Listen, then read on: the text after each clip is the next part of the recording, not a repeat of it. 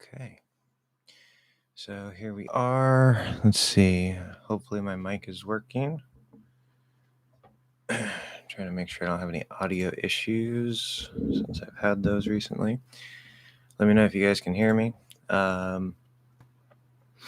We're here every week, Thursday, from 11:30 to 1:30. So if you are new here, or if you're watching the replay, you can catch the next one next week. So we'll wait for some people to roll in here. I'll bring up some comments, recent comments. Brenna Miranda, welcome. I'm hearing you. I want you. I'm hearing you. Or I hear you, we would actually say. I hear you. And that might be confusing. Thank you for letting me know. Because you might think, well, it's happening now. So why say I hear you instead of I'm hearing you? And that's a difficult question. We don't think of this. I'm going to be talking about this in the verb book that I'm going to write later this year. But one of the things in any language about verbs is just like similarly like with prepositions,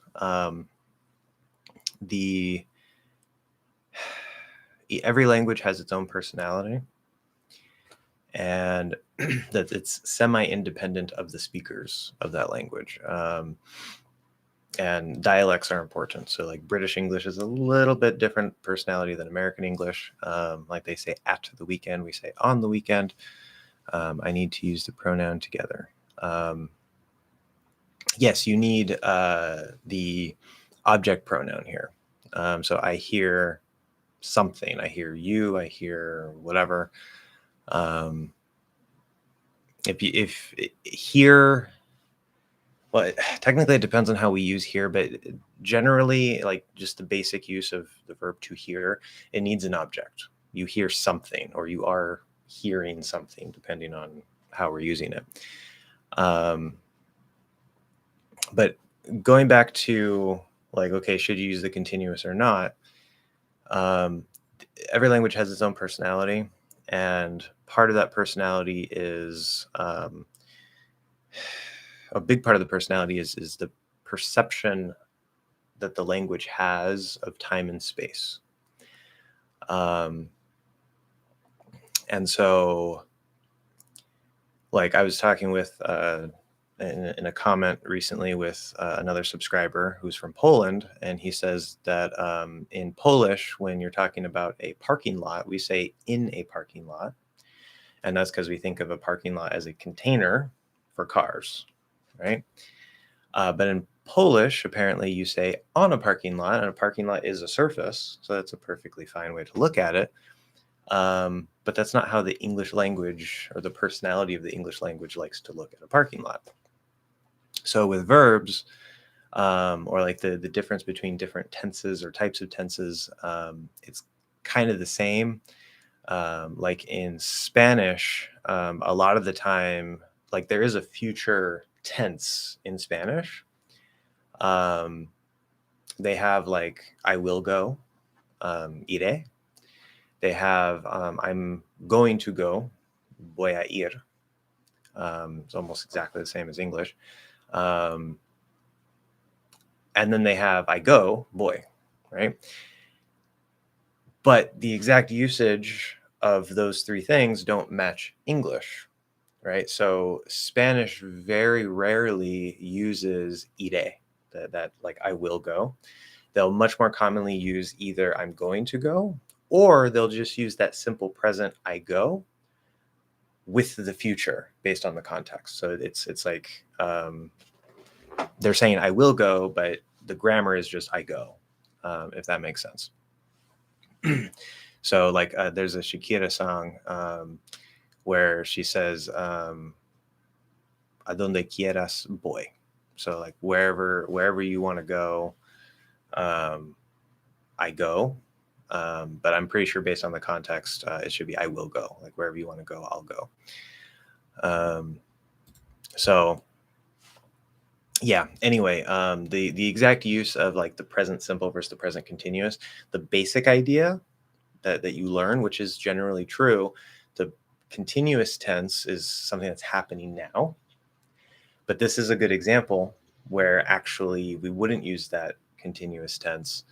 Um, it's not always as simple as the basic rule that you learn. And again, it's not an easy answer. I'm going to be thinking more about that and exploring that in the verb book later this year. So I'll have more answers about that in the future. Um, Salvador, welcome. Can you do minimal pairs with R and the flap T?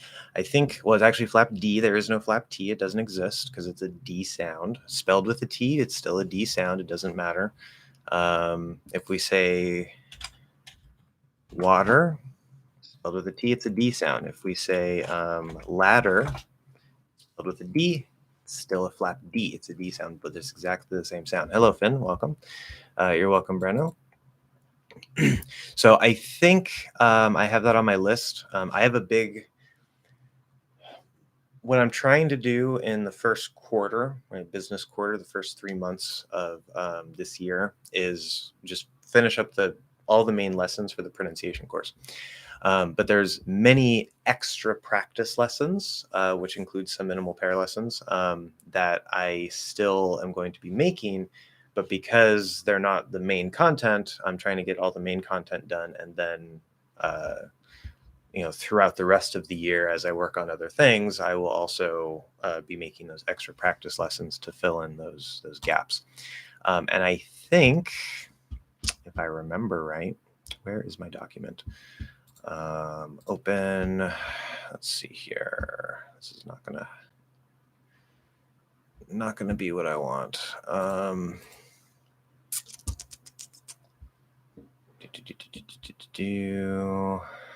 know I have it in here somewhere. Shorts pronunciation course. Is that it? Pronunciation course chart. Yeah, this is it.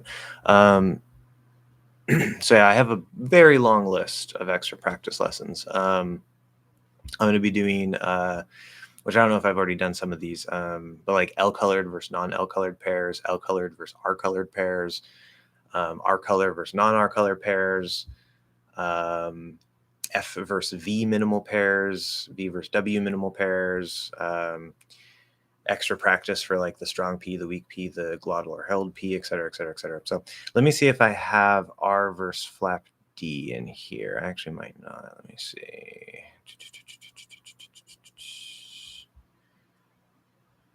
Interestingly, I do not. Yeah, I'll add that to the list. It probably won't be made anytime soon, unfortunately. But I think, remember though that the like this actually wouldn't really matter. I don't even know if I can. It might be hard to find minimal pairs between R and flap D because remember in English the R is not tapped. We don't. Okay, it's never an R sound in English.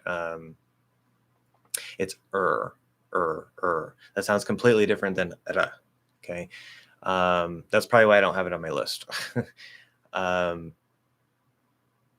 So don't get confused by that. Now, could I do a minimal pair between like languages that use a tapped R, like Spanish, and the flap D? I could. I don't think it would be very useful because they're basically the same sound. I don't think they're 100% the same, but say if you speak Spanish and you do a single tap R like you would in, I don't know, pero, that, which I might change my mind on this a little bit later because I have a suspicion that they might be a little bit different than I think they are. But my stance right now is they're similar enough that if you do a single tapped R, like if you say what if and you flap that what if, and you just try to do a single tap R from your language between the and the if, it should sound, if not perfect, it should sound very close to perfect. So, yeah, make sure you're not getting confused with the English R and the Spanish R, because the English R never taps. Okay. Finn, can you pronounce went to Harvard as went to Harvard? Went to Harvard. Went to Harvard.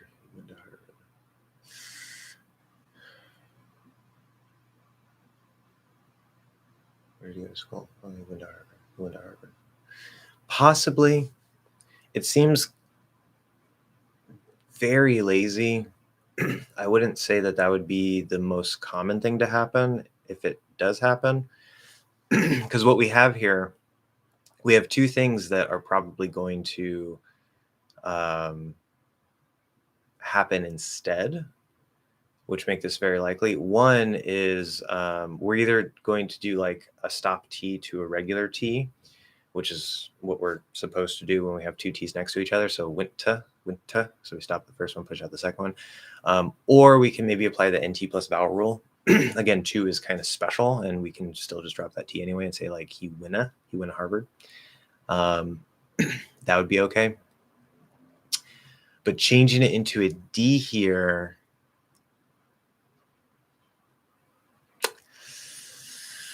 it's tough.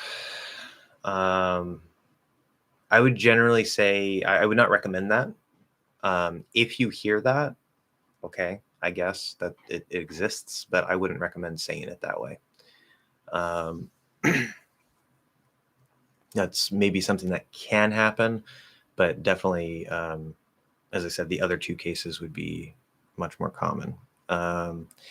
Especially if you're enunciating, definitely don't say it with a D. If you're enunciating, it has to be a T. Okay, when I say anything or do you want anything, I notice I voice the TH. It's a very slight TH, and it only happens when I'm speaking lazily and a bit faster. Is that okay? Anything? Do you want anything? Do you want anything? Yeah, that's okay. That's fine. It again, speaking lazily and a bit faster, perfect. If you slow it down a bit, if you enunciate a little bit more, it's not going to sound so great. If you say anything, it has to be voiceless. So good question. Yeah, that's possible in faster, lazier speech. I grew up pronouncing pulse as pulse. Is that a thing? And does it happen with the L plus S words? Yes, that is a thing. You don't have to do that. If you do that, it doesn't really matter. There's some teachers, maybe even most teachers, that would tell you don't do that. If you are clearly enunciating, check his pulse. Again, here I'm not going to do pulse with an L colored schwa. I'm just going to do that half L, the dark L. But we don't want to hear a T in there. Especially because it's that half L and the L actually isn't coming up. But especially if you are more clearly enunciating and you do a full L, which is possible if you're clearly enunciating, then you're kind of there, but you still don't want to let that T come out. Pulse.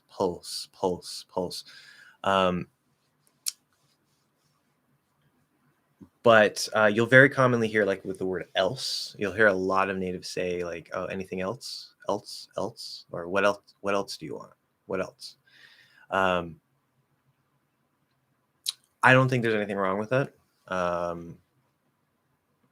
Again, if you're really clearly enunciating, you shouldn't do that.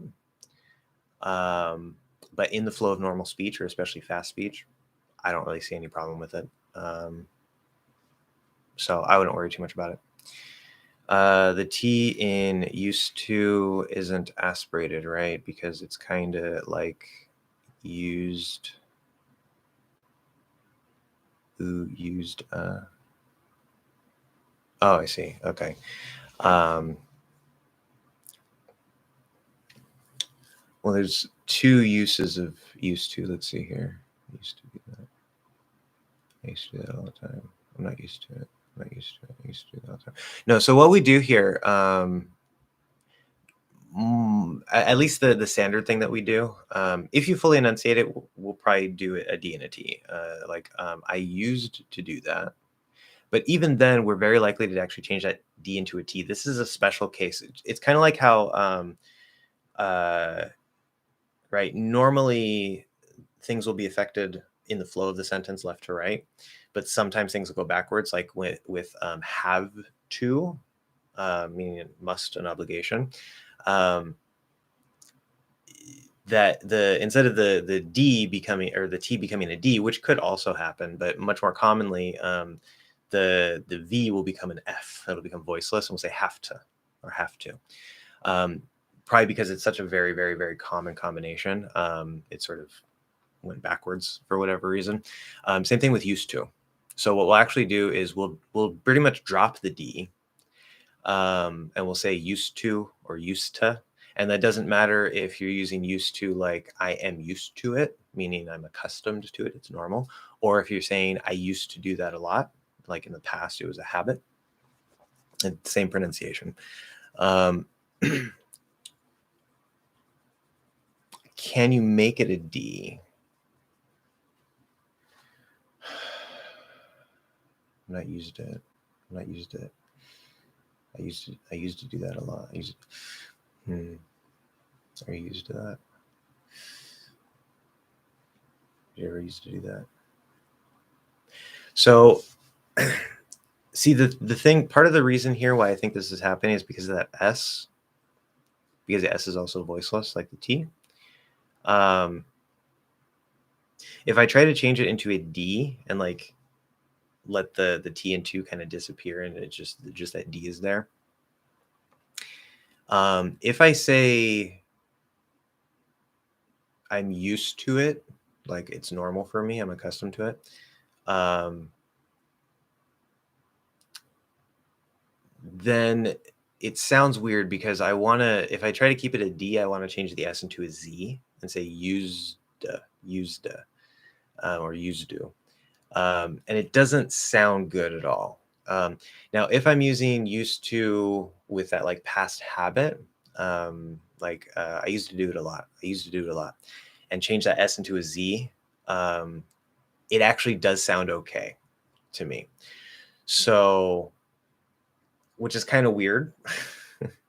What I would recommend is just keep the S, drop the D, and say the T in both cases. That's just the easiest way to cover both. It will always sound good. But technically speaking, if you use used to with that past habit meaning, if you change the S into a Z, drop the T, and keep the D instead, it does sound okay for that specific use of used to. So it's up to you, but I would recommend just dropping the D and keeping the T instead. White, welcome back. I guess I heard people pronouncing to as do. My listening is not so good, so I'm not sure. I guess it was that weak T you taught in your lesson that you said about stress. Could you make it? Okay. Be careful here. Be careful here. And I don't know if I mentioned this in one of the comments I was responding to. The preposition to is very special. Not the word to, because there's TWO. That's always a strong T. Okay, because it's at the start of a stressed syllable. It's the number 2. It's a content word. TOO, that should also always be a T, meaning it also in addition. But the preposition to, TO, is very, very, very special. It is that T in to. Okay, this does not apply to all T's at the start of words. It does not apply to all T's that are stressed or unstressed or whatever. Number 1, the preposition to is not stressed, so that's one reason why this can happen. But number 2, probably because the preposition to is just so common, that T is very, very susceptible or easy to change based on the sound before it. So you will hear the preposition to being pronounced with a D sound, especially a flapped D sound. Like instead of go to, you'll hear go to. So the to reduces to t, or you might hear, we might keep the oo as oo. That happens sometimes. So you'll either hear go to or go to, go to. Go to the store, go to the store. It is a flap D. Okay. Does it have to be that way? Not necessarily. The T can come out, go to the store. It's a little more enunciated, but it's more often than not, it will change. Now, if the O, all vowels are voiced, so the sound before the preposition to in this case is voiced. So it can turn into that D, and it can flap because now it's surrounded by two vowels also. So there's multiple rules affecting if it's going to flap or not. If I say want to, we can apply the NT plus vowel rule. It's not going to change into a D, but the NT plus vowel rule will drop the T and we'll say wanna. That's why we say wanna or wanu if we don't reduce the U to different context, different combination of sounds. Okay. Now let's say if I say pass to, so now S is voiceless. You cannot, let's see, if I say pasta, like if I say I have a ball and I'm going to pass the ball to Tom, and you tell me pass to Tom. Okay. I can't say pass to Tom, pass to Tom. Like maybe very lazily, it might kind of come out that way as like a normal weak D. But because that S is voiceless, it should be a T, pass to Tom, pass to Tom. Okay, it's going to be a weak T in two and then a strong T in Tom, pass to Tom, pass to Tom. The difference between the strong or aspirated T and the weak or unaspirated T when it doesn't change into a D sound, which it usually will. It'll usually change into some sort of D sound or disappear. But if it's actually a weak T or an unaspirated T, the difference between the strong one and the weak one, it's actually very, very, very small. And you probably won't hear much of a difference between the strong and the weak version anyway. So if you can't hear much of a difference, that's okay. It's really just in the amount of force. Okay, so Tom, just sort of a little more breath there. If you put your hand here, Tom, you should feel a little bit of breath. Not a lot, just a little bit. But if I say ta, okay, right there, I pushed it out stronger because I'm focusing just on that word and I'm enunciating it. But normally if I just say ta, you shouldn't feel any breath. Okay. So it's the T sounds basically the same just because of the nature of the T. But it depends on if there's that little extra breath or not. Anyway, I know it's kind of complicated. It's stupid. But yes, you will sometimes hear to pronounced with a D sound, especially a flat D, depending on what's before it and all that. Okay, thank you so much. Your lessons about vowels helped me a lot. No problem. Very glad to hear that. Thank you for the feedback. Oh yeah, Finn, I also forgot. I was talking about with used to, and your question was if it's aspirated or not. So yeah, it's definitely not with the D, like you said. I was focused on that part, whether it's a T or a D. But you're correct. It's not aspirated. Used to. It's not used to. I used to do that. Used to. No, it's used to. Used to. It's just a small little T.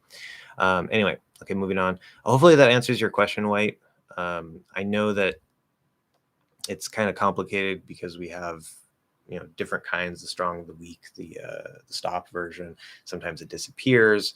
We have like the NT plus vowel rule where the T can also disappear in that case. So it's a little complicated, especially the T itself. The T is probably the most complicated sound in the entire language. Especially if we include the spelling, because sometimes you'll see the letter T, but it's not even a T, like nation. It's an SH sound. There's no T there. Or in once, the T is an illusion. There is no T. It's just an N being or an S being pushed out from the end position. So it's horrible. The T is the most complicated thing in the whole language, I think. Most complicated sound, especially for consonants. But anyway. Okay, Finn, he can't play cricket like he used to. He can't play cricket as he used to. Someone said the like alternative is wrong. He can't play cricket as he used to. Absolutely not. In fact, I would say like would be much more common. He can't play cricket as he used to. It doesn't sound wrong, but as it seems a little weird here. I know it's right because it doesn't sound wrong. It doesn't completely sound right, if that makes sense. As you used to. Yeah, so as should be fine, but like is definitely correct. 100%. Now I suppose technically it's possible because I'm not a grammar book. I know a lot about grammar, yes, but I'm not a grammar book. So perhaps in technically, you know, formal, proper grammar, including old rules like don't put a preposition at the end. Everybody breaks that.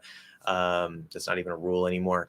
Maybe in the technical, rule book of English grammar, like is wrong here. But if that's true, then it's just like not putting a preposition at the end. It completely ignore it. Most people, most of the time, would say like in a sentence like this. Yes, that would be the standard thing to do. So whoever told you that is 110% wrong, especially if we're talking about the way people actually speak compared to what the grammar says. 2 with the strong T and 2 with the weak T. So I think that's tied to what you were talking about before. Again, I will point out, I want to emphasize this as well. So in the flow of speech, right, we don't usually talk about the word to like as a focus, as a topic, right? It's just in the flow. It's a preposition. It links things, and so it just comes out how it comes out based on the sounds around it or whatever. But if I am talking about the preposition to, okay, notice I'm saying to. I'm making it into more of a strong T because, again, this goes back to the range. And I really need to make, I'm going to be making the range lessons later this year too. But it's the full range of the T sound. So the most clearly fully enunciated T sound is a strong T, right? And there are certain points where eventually this is a weaker T. This is like well, we also have the flap D. And then we have the stops, right? Which one's first? The glottal stop and then the held stop, and then a potentially dropped T. It just disappears. So even in a word like last, right, where we normally we'll just drop the T in the ST ending, which will just disappear. Or it can come out as a weak T, last, or it can maybe be held, last. Okay, many things you can do there. There's not one right answer. Most likely it will be dropped in that particular case. Because there's something after it, it becomes a little more likely that maybe you'll actually pronounce it. But you don't have to. That's part of the range with linking. Regardless of all those details, if I wanted to say the word last really, really clearly, like I wanted to emphasize that entire word, I could make that T, even though it's at the end of the word, which is the least likely place to have a strong aspirated T sound. Even in that place, I could make it a strong T. I can say last. Okay. Why? I have a particular purpose. This isn't the normal thing that happens. I'm pointing out that particular word. I'm focusing on that word and really emphasizing the whole thing. Now, just because I emphasize the word doesn't mean I have to do that with the T. I could say last week, last, and maybe do like a weak T there. Or if I really want to emphasize the entire thing and really make the whole thing super, super, super focused, last. No, it's last. Okay, not first, last. I could do that. It's possible with that, super clear extreme enunciation for emphasis or whatever.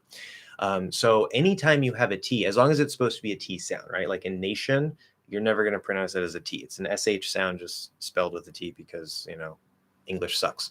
But if it's actually supposed to be a T sound, it's technically always possible to make it a nice, clear, strong T sound that's fully aspirated.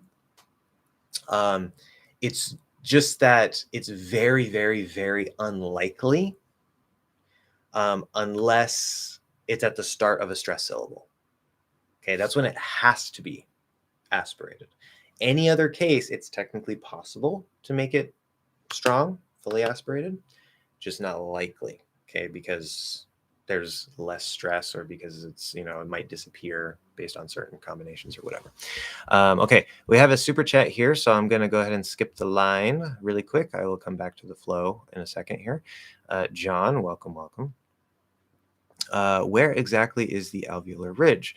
How to pronounce foul? Words like down is easy, but it's not for foul. LNDT all go to the ridge, right? Okay. Yeah, so quotations around down would have been a little easier to read there. But okay, the alveolar ridge, I'm pretty sure that, so you have your teeth and then you have this sort of bump here. I'm pretty sure that that space right behind your teeth where there's that bump, there's this part that goes up here, right? So like up here, so teeth, little bump, and then goes back and up. That spot behind the teeth where there's that little bump, I'm pretty sure that's the alveolar ridge. I don't always remember all these technical terms because they're usually not very useful. But for the L, N, T, and D, yeah, so N, T, and D are right there on that bump. Okay, they can be technically a little bit in front of it, a little bit behind it. The exact amount of flatness you have and the angle of the tongue is important. You don't want to go straight up. Okay, so it's not just like, oh, it's on the alveolar ridge. That's not the only important detail.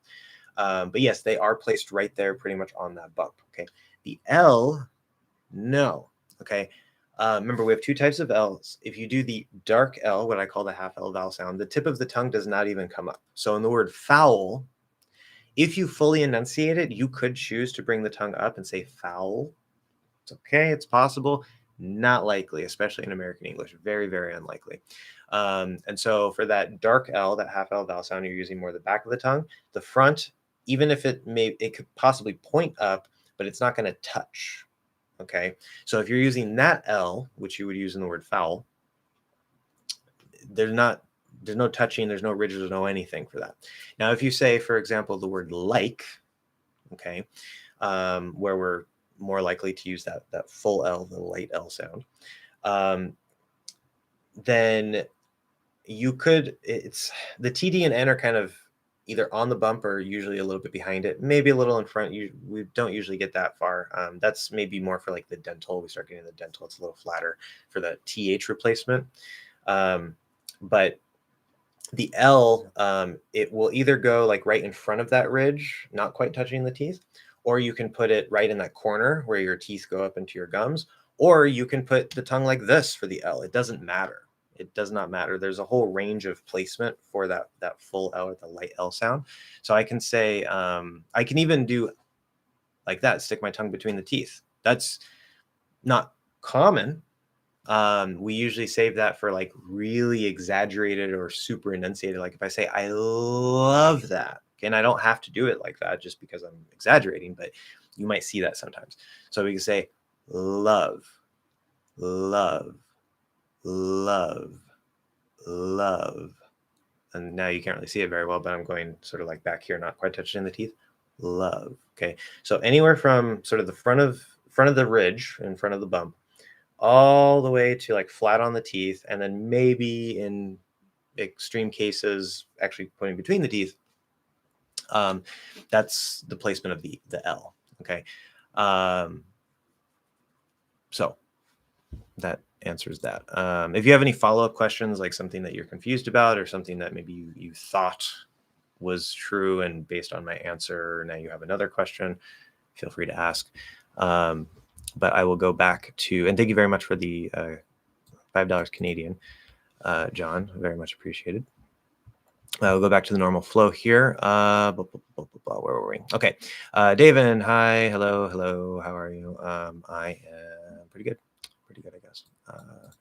Doing better than I was over the last couple of weeks. And I actually just finished recording the consonant cluster lesson. So hopefully that all comes out good. I haven't started editing it yet. I really want to post. So because I need to finish the pronunciation course, or I really want to finish the main course in this quarter, not the extra practice, just the main lessons. So these first 3 months, I need to do 2 videos a week, about approximately. And obviously I haven't been doing that. So I really need to get on that. I want to try to post like a video like every Thursday and Sunday if I can, maybe, Friday, Monday, give myself a little wiggle room. Because I'm working 2 jobs right now. But I really want to kind of try to stay a little more consistent with that this year. And again, I have planned to write 3 books later this year as well. So it's going to be a very, very busy year. But I want to let you guys know the next video is already in process. I just have to edit it, which is probably going to take me. This one's kind of big, but it'd probably take me at least 2 or 3 hours, maybe 4 to edit it. So hopefully I can have it up today.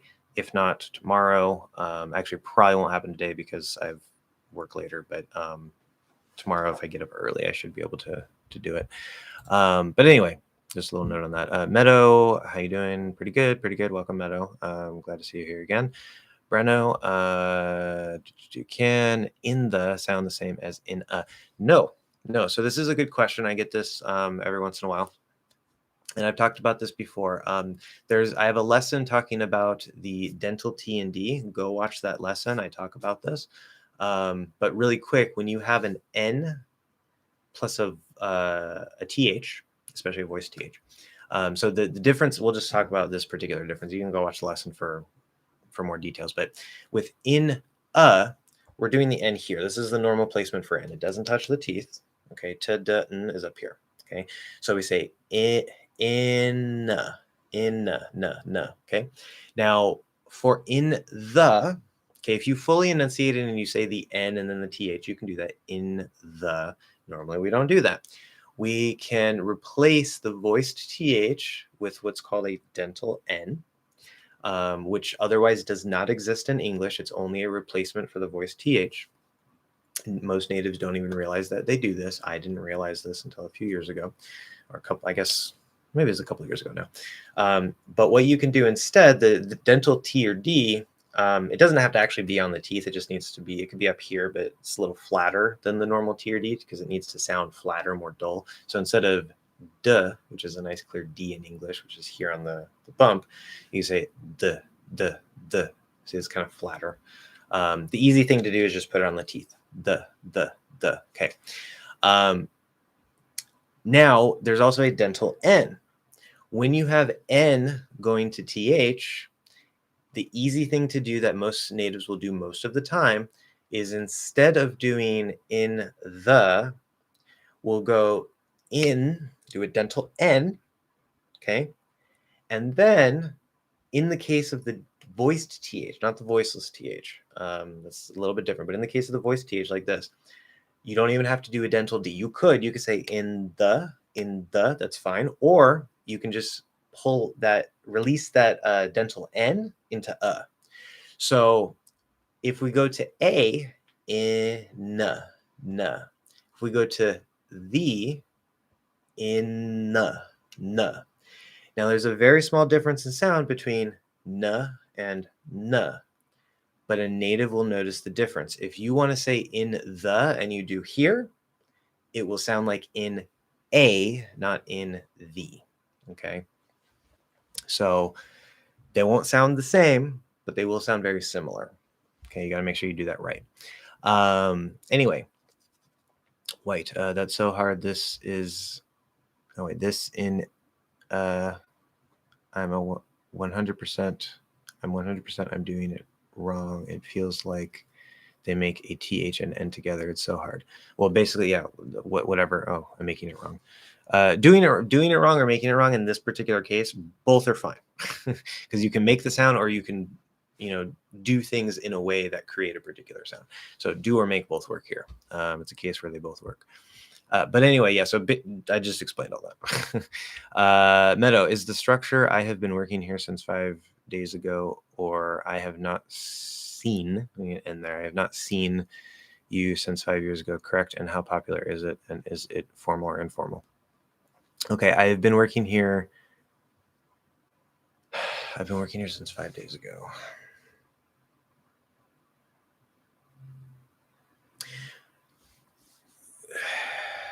Grammatically, I want to say that's wrong, but it doesn't sound too bad. Because so I've been working here. If you say since, well, since 5 days ago, I guess that, yeah, that does work. Because we wouldn't say since 5 days. If you say like since Tuesday, that'd be fine. Or since last week, that'd be fine. No, yeah, okay, yeah, that's fine. That's fine. Because I'm thinking like between since and for. If you say I've been working here for 5 days, okay, 4, not the number 4, then there's no ago. So if you say I've been working here for 5 days ago, that would be wrong, completely wrong. So yeah, that should be fine. I have not seen you since 5 years ago. That's also okay. Or alternatively, you can say I haven't seen you for, or in, we can use in here, 5 years, no ago. Yeah, so since and ago will go together. So yes, I would say those are correct. I kind of threw myself off at the beginning there. Those are fine. How popular? It's just normal English. Formal or informal? It's just normal English. There's no formality to it. Yeah, it's just normal English language. Okay, he slept as if he were a log, or he slept like he was a log. Interesting.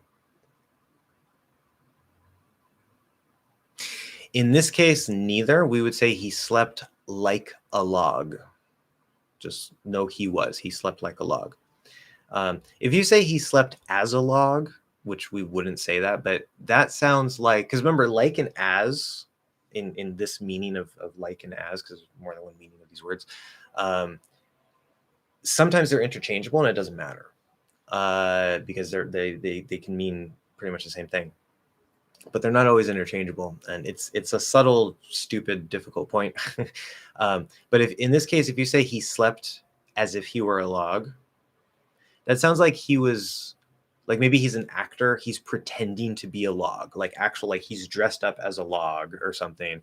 And imagine that logs can sleep, which they can't, right? They're just logs, but he slept as if he were a log. So he was pretending to sleep as if he were a log, like the way that a log would sleep. He's pretending to sleep that way.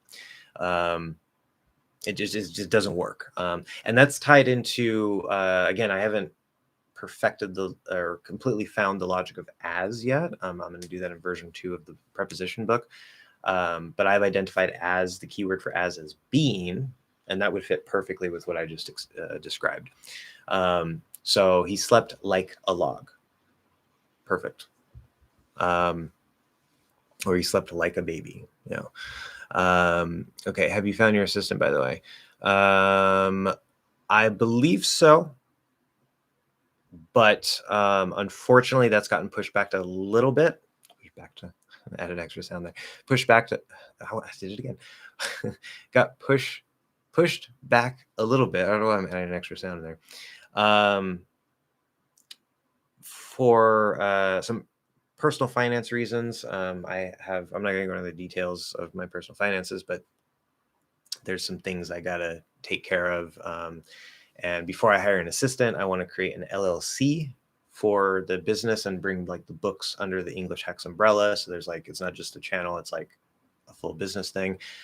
So I want an LLC for that, which is a business structure. But in order to get all that set up, also a website, everything, in order to get all that set up, it's going to cost me about $1,000. And so I'm hoping for like say around April or May, somewhere in there, that I should be able to actually hire the assistant, because all that should be set up by then, hopefully. So there's a little pause on it for now. But I do believe I found my person, yes. ZoQED, hi there. Hey everyone, hey Josh, welcome, yes. Breno, I've heard darkness has... stupid IPA. Okay. I do not recommend the IPA, by the way. Darknesses. Okay. Has sounds here like is. Okay, so number 1, I want to make this clear. Both has and is, they're spelled with an S, but it's a Z sound.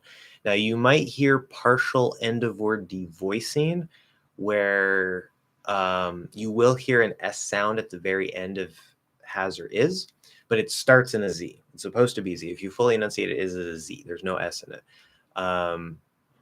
So don't be confused by that. It's supposed to be a Z sound. So that's the first point. Second point. Let's see. Darkness is fallen. Yeah. A little bit of a lazy way. It is possible. as long as the context is clear, it should be fine, especially like because there's has fallen and is fallen, which are two different structures. But the context would be clear. If you say like darkness has fallen, there's no way that that would be is. It wouldn't make any sense. Um, so you could reduce it down to like is with the a instead of a. Possible. It's not the way to say it, but it's a possibility. Yes. Um, very commonly, we're going to drop the h anyway, and so whether it's it or a, like you can say darkness has fallen, darkness as darkness has fallen. So it'd be like saz darkness has fallen, or saz. Little I want to make sure that z is heard in there. Sometimes it's hard to hear with that devoicing at the very end, but we might actually just get really lazy sometimes and actually make it into almost a complete s. But regardless, if you fully enunciate, darkness has, so we want to push out that h, but that's not usually what we do. On the preposition thing, I know it happens everywhere, anytime, and that it's actually expected to happen, but we'll say, I think you messed a word there. Let's say you're writing an essay to get into college. Would you end sentences with prepositions? 110% absolutely yes. Yes. It's not a formality thing, okay? What I will say, okay, so definitely in speech, regardless of formality level, and I've talked about before, I want to make a special lesson on this at some point where American English doesn't actually, like, there is formal language, but we don't really have formal language. We have like standard politeness and informal language. That's pretty much how American English tends to operate. There are some things that can sound very formal or fancy, ways that you can word things or whatever, but we tend to operate sort of like middle of the road standard politeness or informal. Kind of like Japanese might do. And although Japanese has separate super formal structures that they actually do use. In writing, okay, normal writing, like you're texting somebody, obviously, it doesn't matter, whatever. If you're writing something that is, say like a school essay or college level essay, whatever, no problem, doesn't matter. If you are writing a very high level academic paper, you'll still find it there. You'll still find prepositions at the end, but it's much more common in the super formal writing, because just because it's a college essay doesn't mean that it's going to be like super formal necessarily. Like really the super formal academic writing, like research paper, like you're a scientist writing a research paper, or you're getting your master's degree or your PhD and you're doing like your final thesis paper or something like that. Like that's top of the top of like formal writing. That's sort of its own special class that is separate from pretty much all other writing for the most part. In that special class, you will more commonly not see prepositions at the end. But you will still see prepositions at the end. I'm pretty sure. So you'll much more commonly see things like instead of that's what I put it on, you'll see something like that is the thing on which it was put. Right. Because even again, it's a special class. Like in that type of high level academic writing, like this doesn't even apply to business emails. You're supposed to avoid the use of the word I. Like it's literally its own class. You're not supposed to refer to yourself. Like you're supposed to say like in the opinion of this author instead of in my opinion. Right. So it's really its own special separate thing. There you won't see it as much. But if you're not in that super, super high level special class of like high level academic research writing or whatever, prepositions at the end in speech and in writing are the norm. They're the normal thing to do, especially in speech, in everyday writing, you will also maybe see those structures like on which, and even sometimes in speech, you'll see on which. It's not like, we forcefully put the preposition at the end to break the rule all the time. I think it's an old rule. it depends on what the structure of the sentence needs. So there are certain structures that we will still use depending on what we're trying to say, or maybe we're trying to give a certain tone. But in general, if a preposition happens to go at the end, like if it can go there, not because of some rule, breaking it, like if the normal structure of English will allow it to go there, like what did you put it on, or who did you go with? There's absolutely nothing wrong with that. That's the normal thing to do. Yeah. Especially with, because like if you say like or with for, whom has almost completely disappeared from American English. I highly encourage you guys to never say whom. Okay. You will hear some Americans say it, yes, especially if they're very highly educated. But even there are some highly educated Americans who don't use whom. It's disappearing from American English. So say like, instead of for whom is this package, or with whom did you go to the store, we'll say who did you go to the store with, or who is the package for. Okay, that's the normal thing to do. It does not sound informal. It's just the normal language. Okay, Breno. I heard a song where the singer sings, "I've been buried alive," but I didn't hear the bin. Okay, it sounded like I've stopped voice buried alive. Is it possible to cut the bin as a stopped T? Well, it wouldn't be a stop T for sure. There are other stops, so you can stop all the stop sounds. Buried alive. I think. I mean, if you can give me a link to it and the timestamp, because well, not the link, because YouTube won't let you post links. But if you can tell me like the title of it, if it's on YouTube, so I can look it up, like the title of it and the timestamp where you're talking about, I can listen to it. And see what's going on there. But I would imagine that this is a listening problem, because especially if we say this quickly, in a song it might be drawn out. But if you say, "I've been buried alive," I've been buried, I've been buried, I've been buried, I've been buried. So that "been" can kind of, in fact, the V will probably disappear. I'll say, I've been buried, I've been buried," and that "been" can be pronounced very, very, very short and quick. I would imagine that's what's going on. It's probably an ear problem, but it could be that maybe something weird is going on there.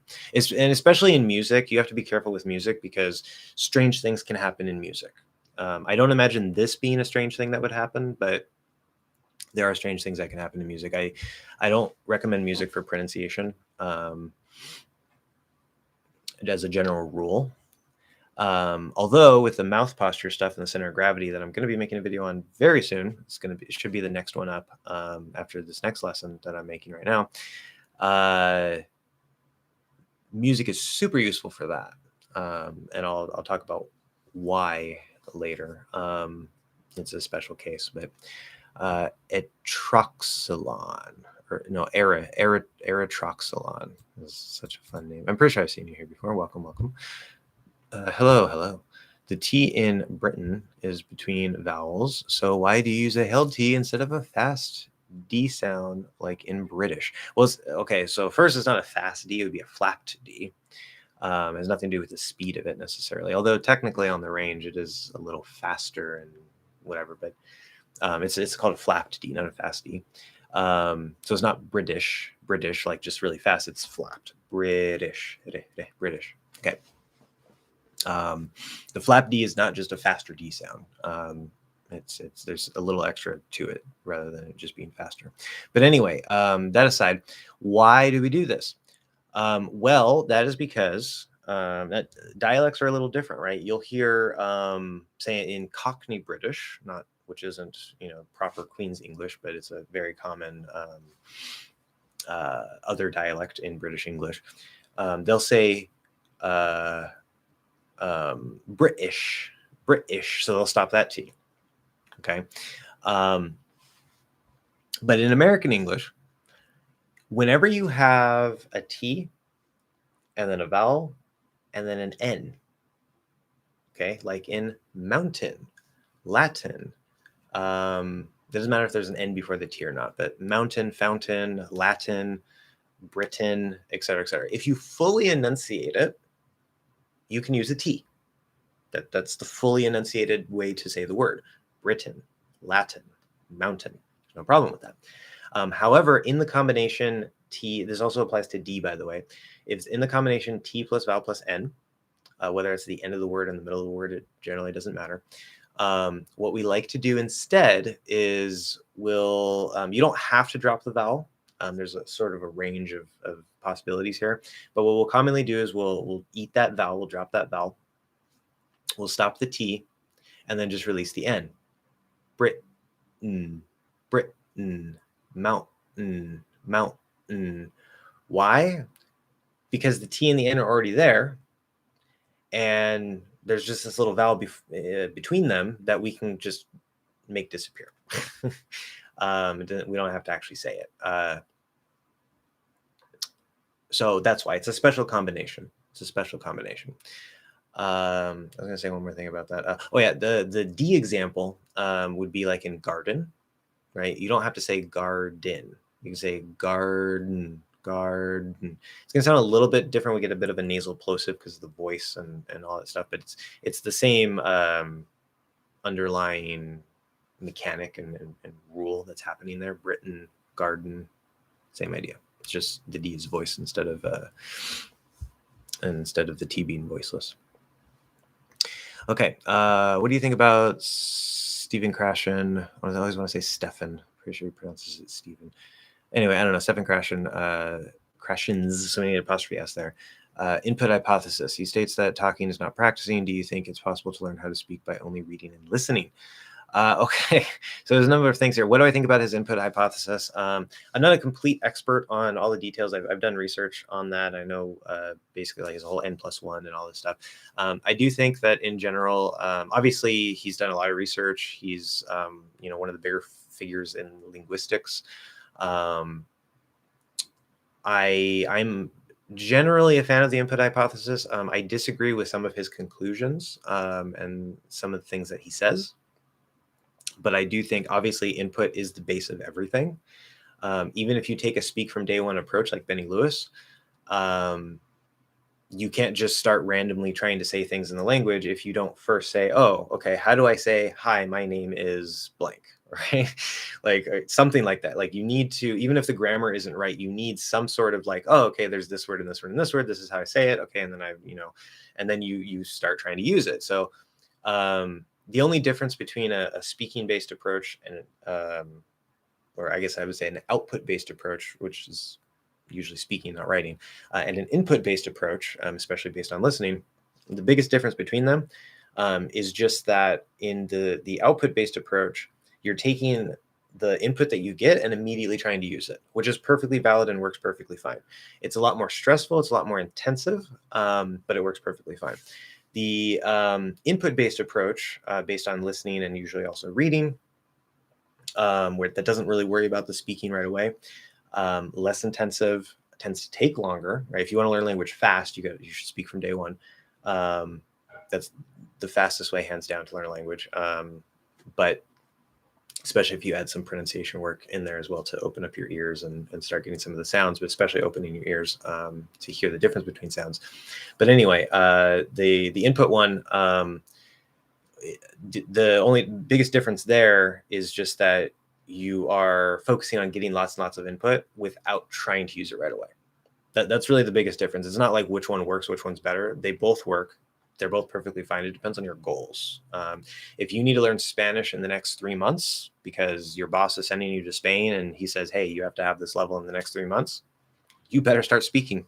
That's all I got to say. Because if you take this input-based approach over the next 3 months, I don't know, maybe some wizard can put something special together for you, but speaking is its own skill. So if 3 months comes and you spent all your time over here on the input and you never practiced a single word just in that 3 months, it's probably going to be next to impossible, in my opinion, to actually have just a basic conversation, because speaking is its own skill. Even Steve Kaufman, who's a very big fan of Stephen Krashen and talks about him a lot, I call him the input guy. Even Steve Kaufman will tell you speaking is its own skill. You get lots and lots of input, which is what Steve prefers. And then at some point, you have to start speaking, and you have to speak a lot in order to speak the language. So it's really just a matter of your goals and your stress tolerance level. Speak from day one is more stressful. But okay, so he states that talking is not practicing. I 100% disagree with this. I think that's completely garbage, complete nonsense. Do you think it's possible to learn how to speak by only reading and listening? So I basically just answered that. Speaking is its own skill, so no. Now, theoretically, because I think Matt versus Japan might be an example of this. I don't know all the details of what he did. I saw an interview that he had with some other channel, but if I remember right, he said that so he spent like 8 hours a day. This is not normal. Okay, so for the normal person, just focusing on reading and listening, like if you only have a couple hours a day or something, no, not possible at all. But Matt versus Japan, if I remember right, and I have all my details straight, he said that he was spending like 8 to 10 hours a day. Like he was excluded from like his friends and family for the most part. Like he was basically like just constantly absorbing Japanese content, right? Especially the spoken content. Like he was watching TV for Japanese speakers, like online. So he's watching the news in Japanese, he's watching cartoons in Japanese, he's watching regular shows that Japanese people would watch normally, right? And I think he was also focusing on learning how to read and stuff as well. But he got lots and lots and lots and lots and lots of input. And after a certain number of months, might have even been like over a year, I don't remember exactly, but it wasn't a short time. It was, after a decent amount of time, he said that he went to start speaking, and he had so much input at that point that things that he wanted to say, he wasn't always right, but there were things in his head that just kind of like started to form, like they would just kind of come up based on what he wanted to say. And he was already so used to the structure of Japanese, having heard it so much and being able to understand it, that it did help him start to speak. And so maybe it sort of helped him learn how to speak faster and relatively more easily. But he even said he still had to practice speaking, right? So he wasn't just magically one day like super fluent in Japanese, like a native, just from listening and reading a lot. He still had to put in some effort, at least a little bit of effort, to get used to speaking the language and putting things together, because it is its own skill at the end of the day. So even in that best case scenario where you completely isolate yourself from the world, for the most part, and you're focused just on that language, just on that content as much as possible, after 10, 12, 14 months, however long, even in that best case scenario, you're still going to have to practice some speaking. So again, there's no right or wrong. It all depends on your goals.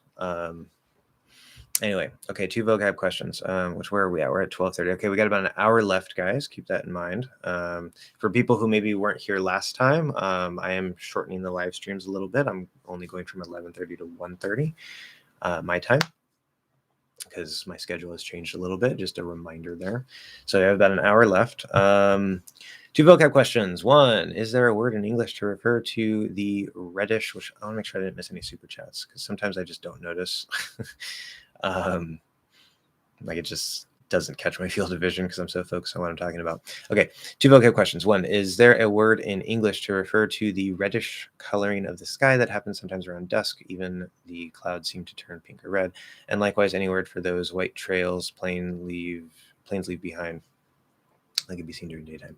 Okay, so the reddish coloring, yeah, so it's like a reddish, pinkish, purple, orangish. I mean, there's a whole little spectrum as the sun is setting, right? A term to refer to the reddish coloring, so to refer to the coloring itself, perhaps, not that I know of. Because I mean, so there's dusk, there's like twilight, which is like the space between day and night or whatever. But that's not like the name of the color. I mean, you can say like the twilight colored sky, maybe, to like refer to like, oh yeah, I know what the twilight looks like. I can picture that. But I don't think we, as far as I know, I don't think we have a specific term for the coloring itself. Or maybe it's just not coming to me. Any word for those white trails? Planes leave behind. Yeah, so some people like to refer to them as chemtrails because some people believe that the government is, slowly poisoning us and stuff. I'm not going to go into that. So you could refer to them as chemtrails, but normally, what are they? I know there's a term for them.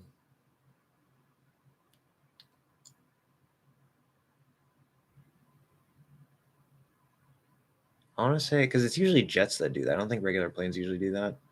Like jet trail, something. I can't think of it right now. It's not coming to me. Condensation trail.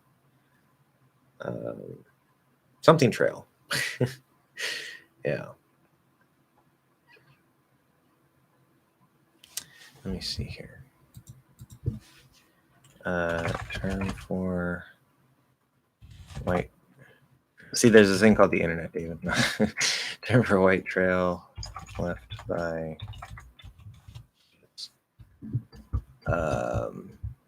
contrails. That's it, of course. Yeah, it's a little bit of a technical term. It just wasn't. Yeah, they're called contrails. Yeah.